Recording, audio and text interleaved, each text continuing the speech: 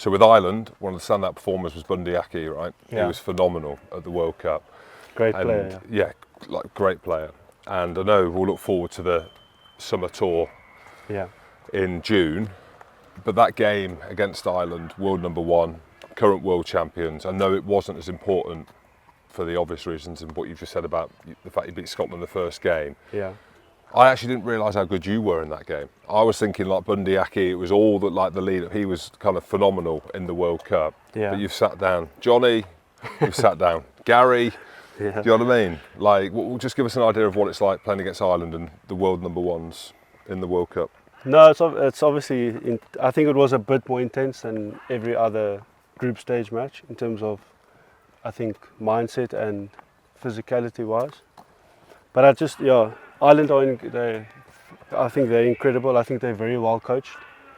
Their attacking shape is incredible. The way they get their passes off 9 and who they pass to off 9, and especially when they get momentum and how they play off 9. I think their forward runners are so aligned, and it's tough to stop. Even with us at the Springboks, when we are making dominant hits, it still felt like in that test match that they were just getting quick balls and they were always on the front foot, even though it felt like we were being more dominant the whole time. But I think Ireland's biggest threat is their breakdown. I think they are so good at the breakdown that no matter if they are getting dominated in contact, they still manage to get the ball out quick enough.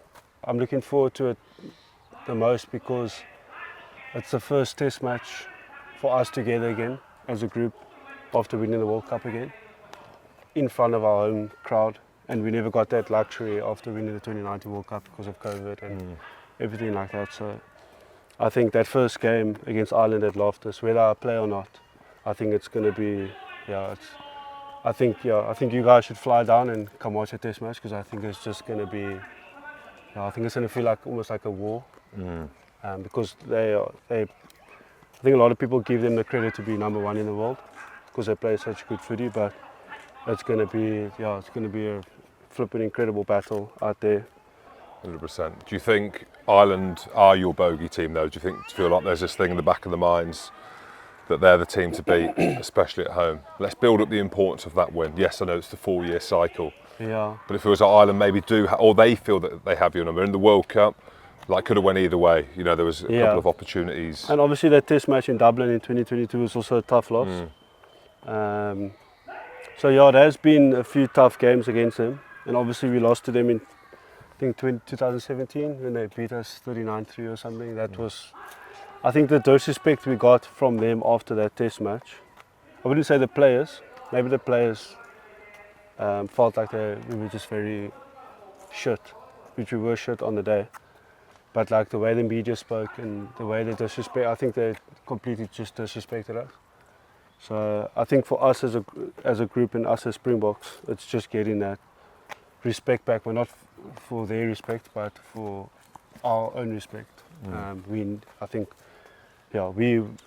don't need to. We really want to beat Ireland, and like I said, it's going to be an incredible test match. And what did you notice about Ireland being at Munster? Was there anything that you picked up?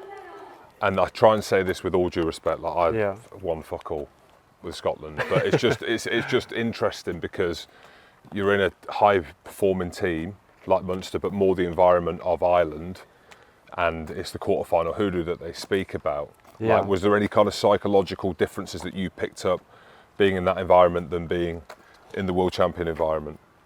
Is it the emotional driver? I think we get the emotional driver.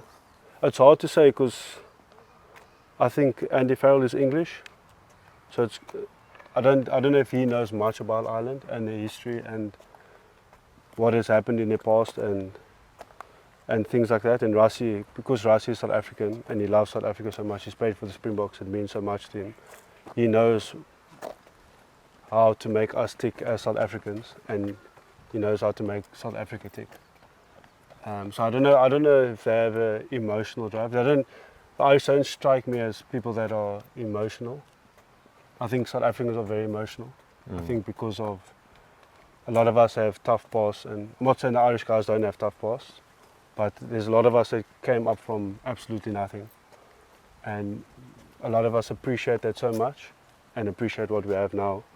But there will always be that emotional drive that like pushes us over the line or gets us going, just because we always think back of what we didn't have and what we have now. If that makes sense. Yeah, well, yeah, it does make sense because you've seen it and you've seen it unfold and you've seen them emotional touch points that he's brought in. And it is interesting when you talk about like Andy Farrell being an Englishman coaching Ireland, you know, and then you're dotted in with James Lowe, who's phenomenal for Ireland, Jamison Gibson Park, phenomenal for Ireland, Bundy Aki, phenomenal, but people see that they're not Irish, as in that would be the conversation. And I think when you get to the moments, guessing here, when you get to the moments of 1 point games, or you're on the back foot against England and you've got nowhere to go and a Peter Steff gets up, and you've got Rassie Erasmus, who has been there and done it as a Springbok.